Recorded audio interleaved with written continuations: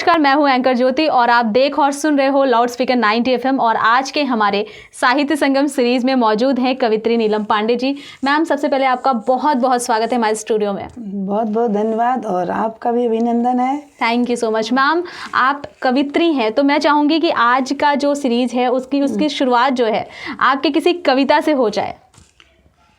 रोक सकती नहीं आगमन प्रातः का, हाँ, रात चाहे भी कितनी घनी काली हो। क्या बात है।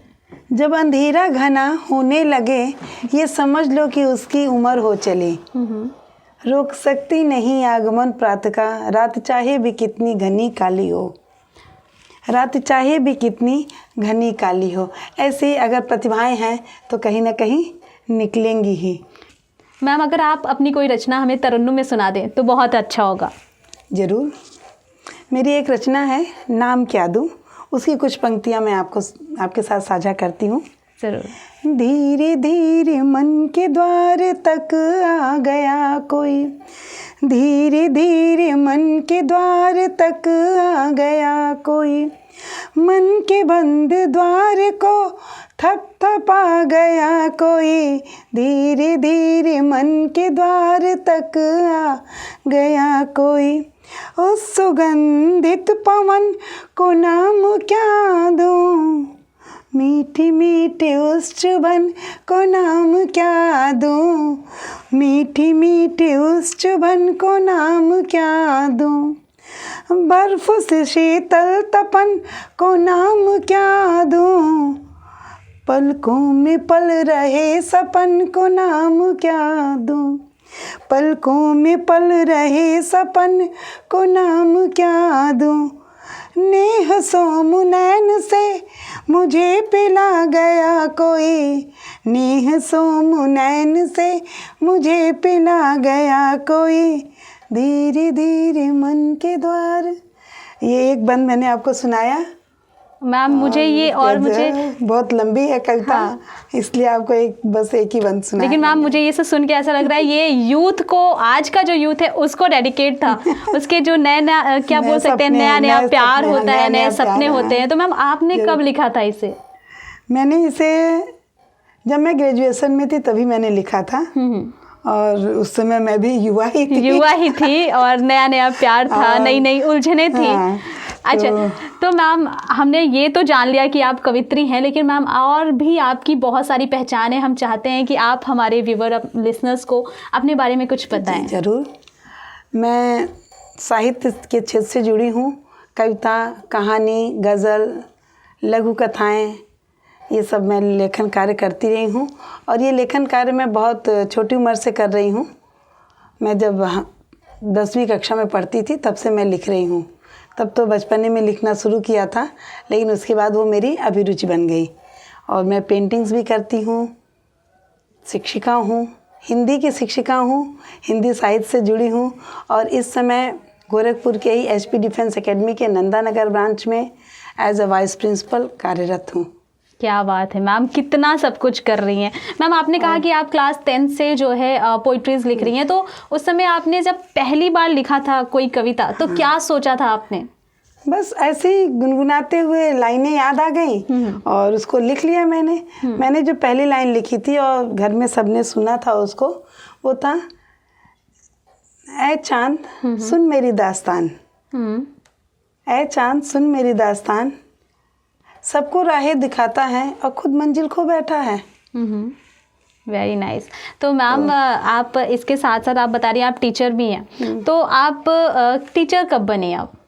मैं टीचर बनी हूँ लगभग, हमें टीचिंग करते हुए हो गया 98 से मैं पढ़ा रही हूँ। 98 से 1998 से मैं पढ़ा रही हूँ। और यहाँ गोरखपुर में मैं 2001 में मैं आई हूँ। उसके पहले हम लोग नागपुर में थे सेटल, वहाँ पे मैंने टीचिंग का कार्य भी किया था। और यहाँ पे जब से आए हैं तब से उसके बाद कुछ साल तो ड्रॉप लिया था मैंने, और उसके बाद फिर से मैंने 2003 से यहाँ पे अध्यापिका के तौर पे विभिन्न विद्यालयों में मैंने अध्यापन कार्य किया। और जब से मैं HP डिफेंस एकेडमी में आई हूँ यहाँ पे एज अ वाइस प्रिंसिपल मैं कार्यरत हूँ। तो मैम, टीचिंग के साथ पोइट्रीज को समय कैसे दे पाते हैं आप? मेरी पोइट्री बहुत अद्भुत तरीके से बनती है। कभी किचन में काम करते हुए, कभी स्कूटी चलाते हुए, कभी कुछ और करते हुए। मैं कभी बैठ कर के नहीं लिखती हूँ। हाँ, कहानियाँ लिखने के लिए ज़रूर बैठना पड़ता है, लेकिन मैं कभी पोइट्रीज बैठ के नहीं लिखती हूँ। मैम किचन में मैम आपने किचन में भी कहा, सॉरी। हाँ, बिल्कुल। तो वहाँ किचन में आपने कौन सी पोइट्री लिखी थी और क्या सोचा था आपने? अब जैसे बहुत सारी पोइट्रीज, लगभग मेरी सारी पोइट्रीज किचन में बनती हैं। हाँ। क्योंकि उस वक्त क्या है ना, अकेला मतलब अकेले रहते हैं। हाँ। कोई और व्यवधान नहीं होता है। लोग किचन में कुकिंग के समय भी मसालों को लेकर काफ़ी कंफ्यूज हो जाते हैं। वो बैठ के यूट्यूब पे रेसिपीज ढूंढने लगते हैं, लेकिन कुकिंग के साथ साथ पोइट्रीज लिखना मतलब बहुत ही कमाल है खुद में ही ये। और अभी भी मैम इतनी सारी इन्होंने पोइट्री रखी है कि कहीं ना कहीं गुम हो जा रही है, खोजने में थोड़ा सा वक्त लग रहा है, लेकिन अभी मुझे लग रहा है मैम आपकी पोइट्री आपको मिल चुकी है, तो प्लीज़ हमें सुनाएं। ऐ मेरे मन, चल मेरे मन, कुछ पल तो निकाल अब अपने लिए। महिलाएं क्या होती, पहले बच्चे, पति, इन सबको देखने में अपना सारा जीवन निकाल देती हैं। लेकिन जब उन जिम्मेदारियों को आप पूरा कर लेती हैं तो अपने लिए भी थोड़ा समय जरूर निकालिए। इसके लिए मैंने लिखा है, कुछ पल तो निकाल अब अपने लिए। बहुत जी चुके दूसरों के लिए, बहुत जी चुके दूसरों के लिए, कुछ पल तो निकाल अब अपने लिए। जिनके अपनों में हम शामिल ही न थे, जिनके अपनों में हम शामिल ही न थे, बहुत जी चुके उन अपनों के लिए, कुछ पल तो निकाल अपने सपनों के लिए। कुछ पल तो निकाल अपने सपनों के लिए, जो बरसों बरस तेरे नैन में पले, जो बरसों बरस तेरे नैन में पले।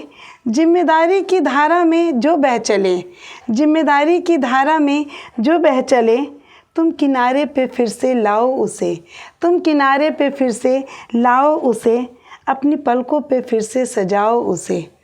कुछ पल तो निकाल अपने सपनों के लिए, कुछ पल तो निकाल अपने सपनों के लिए। क्या बात है, वेरी नाइस मैम। इसको सुन के मुझे एक चीज़ कहने का मन कर रहा है कि क्या होता है ना कि कुछ लेडीज़ ऐसी होती हैं जिनको ये लगता है कि अब उनकी उम्र हो चुकी है, अब उनके पास कुछ करने के लिए नहीं है। लेकिन मुझे लगता है कि आपका कोई भी सही समय नहीं होता है कुछ भी स्टार्ट करने के लिए। अगर आपका कुछ करने को मन है तो आप कभी भी शुरू कर सकती हैं। बिल्कुल, शायद आपने ऐसा ही कुछ सोचा था इसे लिखते वक्त। और मैं ये आपको बताऊं कि मेरे इस मोटिवेशनल जो मेरी कविता है उसका बहुत बढ़िया असर हुआ। मेरी 82 साल की माँ, जिन्होंने लिखना मतलब कभी सोचा भी नहीं था, सपने में भी नहीं सोचा होगा कि वो लिख सकती हैं। और जस्ट मैंने उनको कहा कि मम्मी आप लिख के देखिए, बड़ा अच्छा लगता है जो मन में आए। और आज उनका प्रोग्राम दूरदर्शन पे होता है। बहुत सारे साहित्यिक संस्थाओं से वो जुड़ी हैं। और वो बस एकदम जो सिंपल भाषा होती है, सामान्य भाषा, जैसे कबीर की भाषा थी वैसी भाषा में वो लिखती हैं एकदम। और ज़्यादातर उनकी दिल की बात लिखती हैं और बहुत ही लोग प्रभावित हैं। उनका इंटरव्यू हुआ था, सुधा मोदी जी ने लिया था उनका इंटरव्यू दूरदर्शन के उसमें। और मैं अपनी माँ को प्रणाम करती हूँ कि उन्होंने मतलब इतनी अच्छी शिक्षा दी कि मैं लोगों को भी मोटिवेट कर सकूं। माँ अक्सर अपनी बेटियों को सिखाती हैं, लेकिन यहाँ बेटी ने अपने माँ को सिखाया। बहुत सही। मैंने उनके ऊपर एक कहानी भी लिखी है। और वो उस कहानी मैंने एक कल्पना की थी कि मेरी माँ को पुरस्कार मिले। और वो सपना मेरा सच हुआ और मेरी माँ को पुरस्कार मिला उनकी रचनाओं के लिए। मैम आपने पुरस्कार की बात की तो मैं जानना चाहूँगी कि आपकी अचीवमेंट्स क्या क्या हैं? मुझे भाषा सहोदरी की तरफ से 3 साल लगातार पुरस्कृत किया गया है। और अग्निशिखा जो है मंच है एक साहित्य का, उसकी तरफ से मुझे पुरस्कृत किया गया है। फिर राष्ट्रवंदन समिति गोरखपुर की है, उसकी तरफ से मुझे पुरस्कृत किया गया है। फिर और भी बहुत सारी संस्थाएं हैं उनकी तरफ से। और एक पत्रिका का मैंने संपादन कार्य भी किया, लेकिन वो पत्रिका कुछ कारणों से बंद हो गई। वो मैम आपकी एक कविता है शिकायतें, जो मैंने सुनी थी, मुझे बहुत पसंद आई है कि ज़िंदगी में ज़िंदगी को है कितनी शिकायतें। तो मैम प्लीज़ आप उसकी कुछ लाइन्स हमें सुनाएंगी।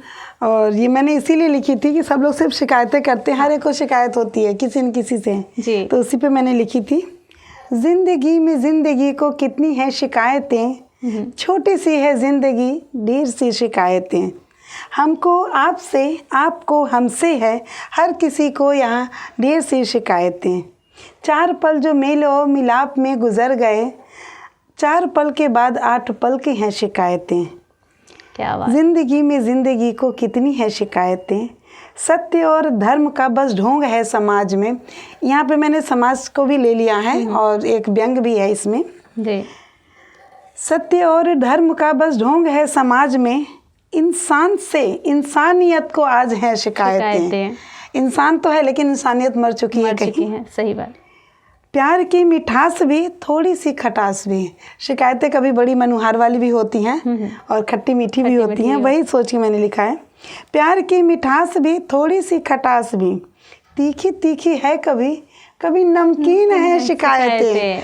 तीखी तीखी है कभी नमकीन है शिकायतें। जिंदगी को कितनी है शिकायतें। क्या बात है मैम, बहुत ही प्यारा है।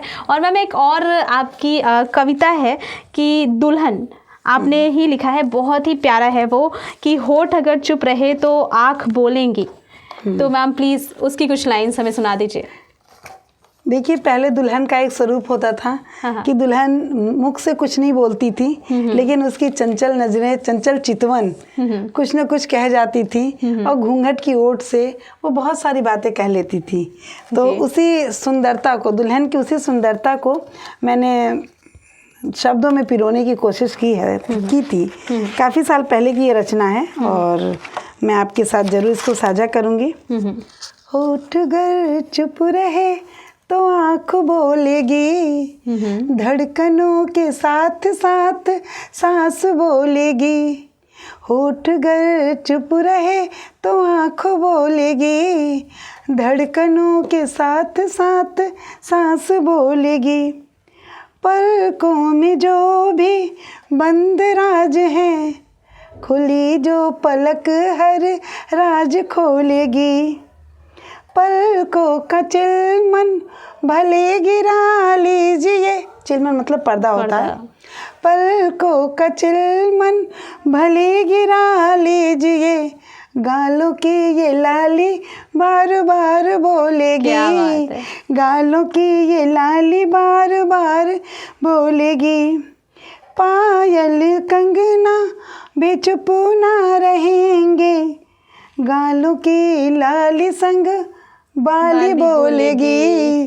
गालों की लाली संग बाली बोलेगी। माथे की बिंदिया भी कुछ कहेगी, गालों को छू के लटकाली बोलेगी। गालों को छू के लटकाली बोलेगी।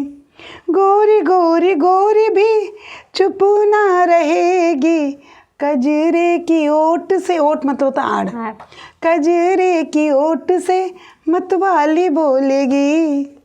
क्या बात है, चुप रहे।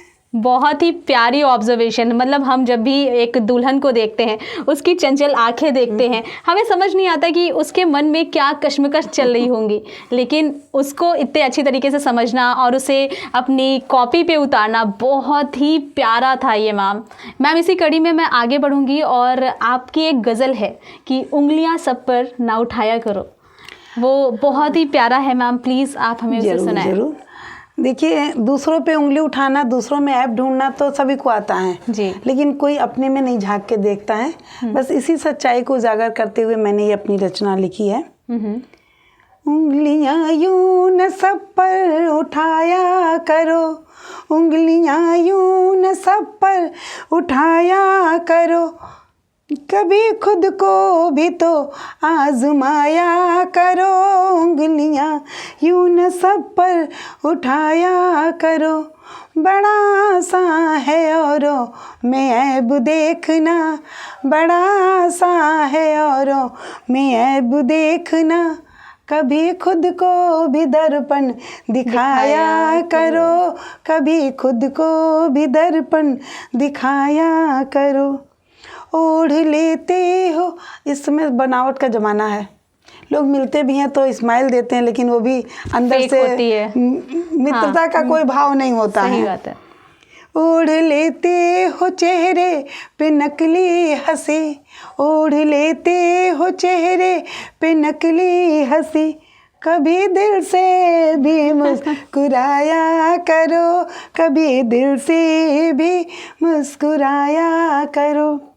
उसकी रहमत पे यूं ना सवाल उठा, ऊपर वाले की रहमत पे, उसकी रहमत पे यूं ना सवाल उठा, उसकी बारिश में तुम भी गिराया करो। हर तरफ कत्ल गारत का मंजर है अब, हर तरफ कत्ल गारत का मंजर है अब, तुम मोहब्बत के फूल खिलाया करो, तुम मोहब्बत के फूल खिलाया करो।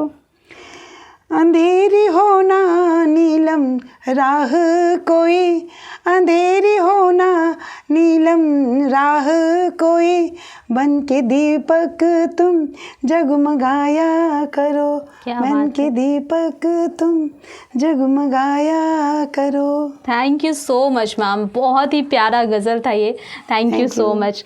तो आज के साहित्य संगम श्रृंखला में ये थी कवित्री नीलम पांडे जी। आई होप कि आप सबको बहुत मज़ा आया होगा। ऐसे ही देखते रहिए लाउड स्पीकर 90 FM, बजाओ बजाओ ज़रा झूम के बजाओ।